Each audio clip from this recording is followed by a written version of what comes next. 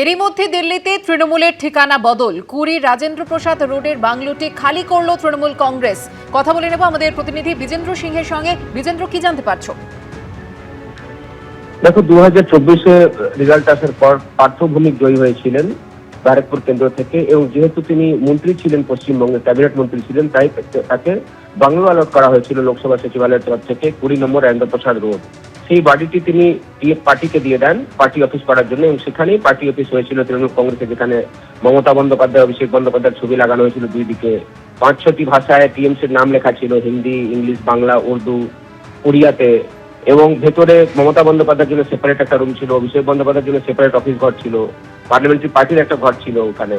কিন্তু যখন সোমবার তিনি বিদ্রোহী হলেন এবং তিনি বাগিদের সঙ্গে গিয়ে মিটিং করলেন, তারপরে যেটা সূত্র মারফত জানা যাচ্ছে, তিনি লোকসভা সচিবালয়কে চিঠি লেখেন এবং তিনি বলেন যে তার এই বাংলো লাগবে না, তাকে একটা ফ্ল্যাট দেওয়া হোক। কেন কি, এর আগে যখন তিনি আসতেন তিনি বঙ্গভবনে উঠতেন, এবং যেহেতু তার বাংলোটা তিনি পার্টিকে দিয়ে দিয়েছিলেন, সেটা পার্টি অফিসে হিসাবেই ব্যবহার করা হতো। কিন্তু সোমবার তিনি চিঠি দেন লোকসভা সচিবালয়কে, এই বাড়ি তার চাই না, তাকে একটা ফ্ল্যাট দেওয়া হোক। এবং এইটা জানার পরেই টিএমসি গতকাল এই বাড়ি খালি করে দিয়েছে। যত মমতা বন্দ্যোপাধ্যায়ের ছবি ছিল পার্টি অফিসের ভেতরে এবং বাইরে যে ছবিগুলো লাগানো হয়েছিল, যে পার্টির নাম সেখানে বোর্ড লাগানো হয়েছে, সেসব খুলে নেওয়া হয়েছে সেখান থেকে, এবং সেখান থেকে তারা নিয়ে চলে গেছেন। গতকাল দেখলাম আমি সন্ধ্যেবেলা লাগানো হচ্ছিল 61 নম্বর সাউথ এভিনিউ, যেটা নাদিমুল হকের বাড়ি।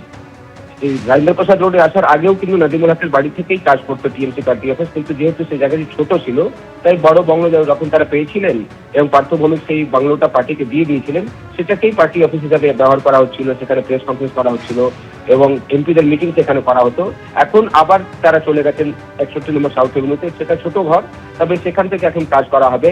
যেহেতু পার্থ ভৌমিক নিজেই বলে দিয়েছে যে তার এই বাংলো লাগবে না, তো সেটা টিএমসি খালি করে দিয়েছে গতকাল।